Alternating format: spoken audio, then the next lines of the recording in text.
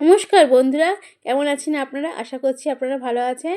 আজকে আপনাদের দাদাভাই নিয়ে এসেছে দেখুন স্ট্রবেরি। এক বাস্ক স্ট্রবেরি নিয়ে এসে কিছুদিন ধরেই মেয়ে বলছিল, বাবা শীতকাল চলে যাচ্ছে, স্ট্রবেরি ফুরিয়ে যাবে, তুমি স্ট্রবেরি নিয়ে এসো। আর ওর বাবা বলছে যে দেখ স্ট্রবেরি সব জায়গায় খোঁজ করছি, কোথাও স্ট্রবেরি পাওয়া যাচ্ছে না। কিন্তু আজকে আপনাদের দাদাভাই একটু দূরের দিয়ে গেছিলো, সেখান থেকে আসার মধ্যে নিয়ে এসেছে স্ট্রবেরি। আর মেয়ে বলেছিল, মা বাবাকে কিন্তু আজকে বলে দিয়েছে স্ট্রবেরি আনতে। কালকে যে আমরা চকলেট মিল্কশেক খেলাম না, সেই তার সঙ্গে আমাদের কিন্তু এক্সট্রা বোবা দিয়েছে, সেই বোবা দিয়ে তুমি আজকে স্ট্রবেরি মিল্কশেক করে দেবে আর আমরা খাবো। আর জানেন তো, মেয়ে যখন বলেছে ওর বাবা অনেকবারই খুঁজছিল স্ট্রবেরি, আমাকে ফোনও করেছিল যে স্ট্রবেরি পাচ্ছি না কোথাও। তারপরে একটু অনেকটা দূরে গেছিলো, সেখানে গিয়ে স্ট্রবেরি পেয়েছে এক বাক্স, তাই স্ট্রবেরি নিয়ে চলে এসেছে। তাই আমি এখন দেখুন বিকালবেলায় মেয়ে বলছে, মা আজকে সন্ধ্যেবেলায় অনেক কিছু খাবো না, স্ট্রবেরি মিল্কশেক করে দেবে, স্ট্রবেরি মিল্কশেক খাবো।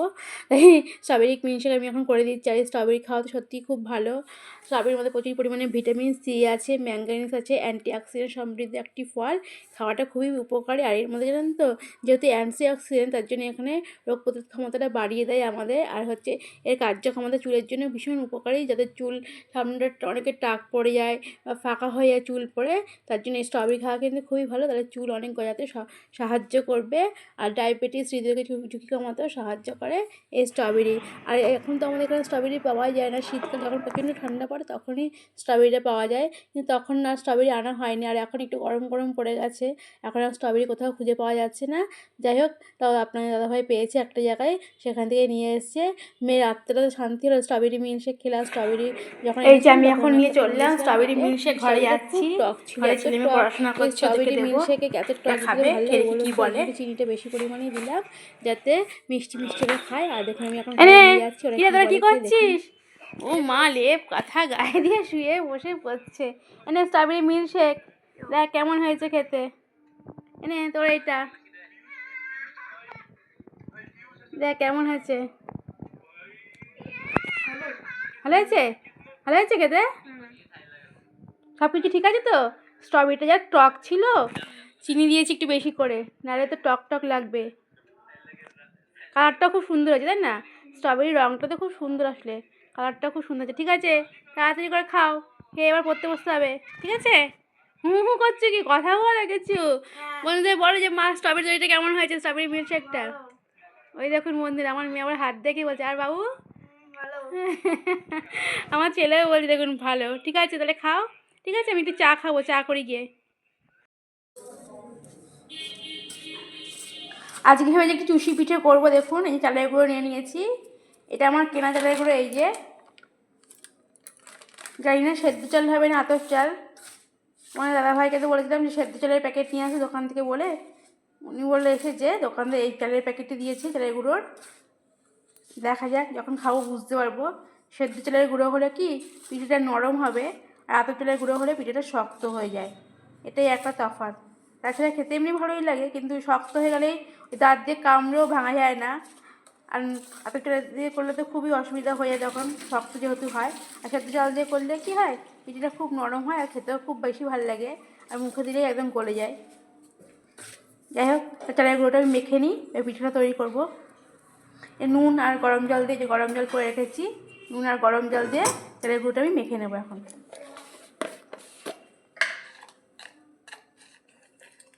সামান্য সন্দক লবণ দিয়ে দিলাম এখানে আমি। সন্দক নুনটাই ভালো পিঠেতে দেওয়াতে। অল্প করেই করব, বেশি পিঠে আবার কেউ খেতে যায় না, আর থেকে গেলে জিনিস নষ্ট হয়ে যায়, এর জন্য বেশি করে করব না, অল্প করেই করব, অল্প অল্প করে মাঝে মাঝে করব, তাহলে সবাই খাবে। আর বেশি করলেই তখন জিনিস থেকে যাবে আর কেউ খাবে না।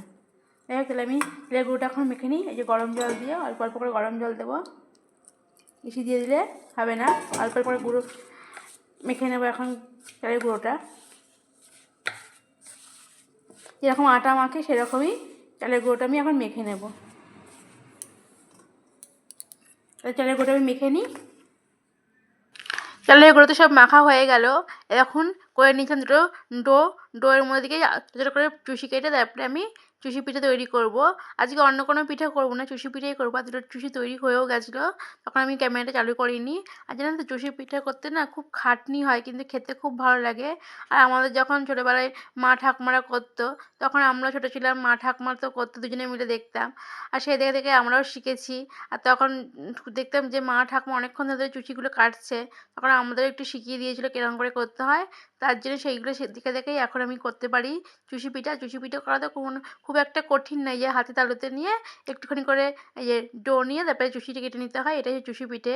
আর চুষি পিঠেটা না খেতে খুব ভালো লাগে আমার, আর আমার মেয়েরও খুব ভালো লাগে। ও বলে তো মা চুষি পিঠে একটা পিঠে করো, তুমি করবে না? এবার করে দিলাম চুষি পিঠে। আর কোনো পিঠে এখন অবধি করিনি। এখন আবার বলছে মা একদিনকে পাটিসাপটা করে দিও। ওর বাবা তখন বলছে কি দোকান থেকে কিনে এনে খাওয়াবো। ওর মা তো করতে পারছে না, দোকান থেকে তোদের কিনে এনে খাওয়াবো। বলছে যে না, দোকানেরটা খাবো না, মার হাতেরটাই খাবো। আসলে মার হাতে তৈরি একটা জিনিস আলাদা, তাই না? মা মা আমরা দেখুন যখন মা চুষি রান্না করে দিত ভেঙে কিছু যাচ্ছে, খাবার, হাতে তখন লেগে সেই পড়লে খাবারটাই চুষিগুলো মানে ভেঙে যাবে, তখন আমাদের কী কাছে করতে হবে? অমৃত এই লাগতো। আর আগাগুলো আমার মাখিয়ে ছেলের দিতে মেয়েও হবে, তাই তাহলে আর হয়েছে। ভাঙবে না। মা যেটা করে দেয় সেটাই ওদের কাছে ঘন্টা এখন কত বড় অমৃত হয়ে লাগে। যাচ্ছে। আর মার হাতের পিঠে ওটা প্রতিবারই খাই, এবার খাবে না, তার জন্য বলছে যে না, আমরা মার হাতের পিঠেই খাবো, বাবার করে কিনে আনতে হবে না। আর এখন তো সব মিষ্টির দোকানে সব রকম পিঠে, পিঠের দিনে পিঠে, তারপরে হচ্ছে তালের বড়া, অল্প অল্প মালপোয়ার করে দিনে নিয়ে তালের এরকম বড়া, চুষি কাটতে মালপোয়া বা হবে। নারকেল, লক্ষ্মী পুজোর সময় নারকেল নাড়ু, মানে সব কিছুই এখন মিষ্টির দোকানে পাওয়া যায়। কিন্তু কি বলুন তো, ওই পাওয়া যায় ঠিকই, কিন্তু ওগুলি আর ঘরের মতো হয় না। নানা হাতে রকম লেগে জিনিস দিয়ে পড়লেই ওরা ব্যাস করে, চুষি কিন্তু ভেঙে যাচ্ছে, ঘরের দেখুন বানানোটাই কি বেশি বলবো। ভালো লাগে। আমাদের ছোটোবেলায় একটু যখন মা অনেকক্ষণ ঠাকুমা সময় ধরে জিনিসগুলো করতে হবে, বানাতো, আমরা তো খেয়েছি, এটা অনেকক্ষণ ওগুলোই সময় মানে আমাদের কাছে ব্যয় করে সুস্বাদু এই আর পিঠেটা অমৃত। করতে হয়। তাই আমিও আর তাদের আমি তো দেখে একাই, দেখেই আমাকে একাই শিখেছি। করতে আমি হবে, কিন্তু কোনোদিন সেহেতু পারতাম না করে এসব, দেওয়ার লোক নেই। এখন তারা তো দেখে দেখে সবকটা শিখে করে নিই, নিয়েছি। তারপর আপনাদের দেখাচ্ছি। এখন আমি নিজেই বাড়িতে তৈরি করে দিই। পিঠের দিন পিঠে, নারকেলের নাড়ু, তখন লক্ষ্মী পুজোর সময় নাড়ু, মোয়া, আর হচ্ছে শ্রীকৃষ্ণ জন্মাষ্টমী তখন তালের বড়া, মালপোয়া, এগুলি সব নিজেই বাড়িতে তৈরি করি। আর তাই দেখে আমার ছেলেমেয়েও খেতে খুব ভালোবাসে, বলে কি মা তোমার এই হাতের করাই আমাদের বেশি ভালো লাগে, দোকানের রান্নাটা অতটা ভালো লাগে না। জানেন তো, চাল আমি একটু ভিজিয়ে রেখেছিলাম, ভেবেছিলাম পায়েস করবো। এবার পায়েসও খাওয়া হয় নলেন গুড়ে, তাই ভেবেছিলাম পায়েস করবো আর এই চুষি পিঠেটা করবো। কিন্তু জানেন তো, ভাবলাম কি দুটো একসাথে আলাদা আলাদা করে সময়টা নষ্ট হবে, দুটো একসাথেই করে ফেলি। তাই পায়েস দুধের মধ্যে চাল দিয়ে আর চুষিগুলো দিয়ে আমি এই চুষি পিঠের পায়েস বলুন আর চুষি পিঠেই বলুন করে ফেলেছি। দুটো পেটটা তো যাওয়া নিয়ে কথা, দুটোই পেটে ঢুকবে, চালও ঢুকবে, চুষি পিঠে চুষিও ঢুকবে, তাই না? এই জন্য করে ফেলেছি চুষি পিঠে। আর আমার মেয়ে বলছে কি মা খুব ভালো দেখতে হয়েছে, ছেলেও বলছে মা খুব ভালো দেখতে হয়েছে, একটু দাও দাও খাবো। আমি তখন বললাম কি যে দাঁড়া, গরম আছে। তারপরে জানেন তো ঠান্ডা করে ওদেরকে দিয়ে দিয়েছিলাম খেতে, ওদের খেয়ে নিয়েছে। আর আজ জানেন তো পিঠে বলুন, যে কোনো খাবারই বাসিটা খেতেই খুব ভালো লাগে। আর রাত্রিবেলা তো ফ্রিজে রেখে দিয়েছিলাম হাঁড়িটা ধরে, পরের দিনকে সকালবেলায় আমি দেখুন বের করে নিয়েছিলাম হাঁড়িটা, তো সেখান থেকে আমি সবাইকে দিয়ে দিয়েছি। তোমার দাদাভাইকে দিয়েছি, আমাদের কাজে দিদি এসেছিল তাকে দিয়েছি, এখন মেয়েকে দিচ্ছি। মেয়ে বলছে মা আমার দাও, আমি খাবো। তাই মেয়েকে দিয়ে দিচ্ছি। আর আমি এখনও খাইনি, আর ছেলেরটা বেড়ে রেখে দিয়েছি।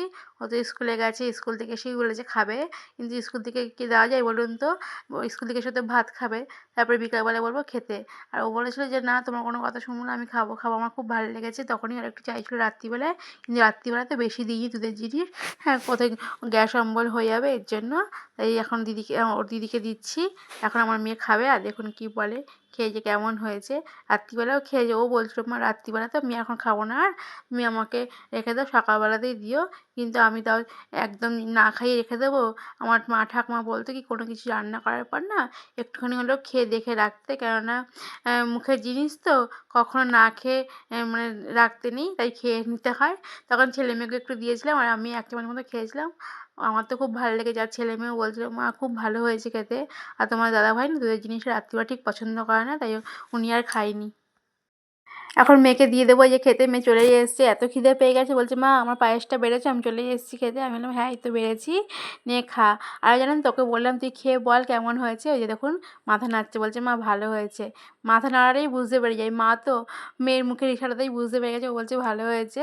আর ও জানেন বলছে কি মা কাল রাতে তো ছিল ঘন ঘন ছিল না, এরকম ঝোল ঝোল ছিল, তখন ওটা ছিল একরকম খেতে, আর এখন তো ঘন ঘন হয়ে গেছে, পুরো ক্ষীর লাগছে। আর দুধ তো বেশ ঘন ঘন করেই করেছি একটু ক্ষীরের জন্য, জানেন তো জমে ফ্রিজে রেখেছিলাম তো জমেও গেছে।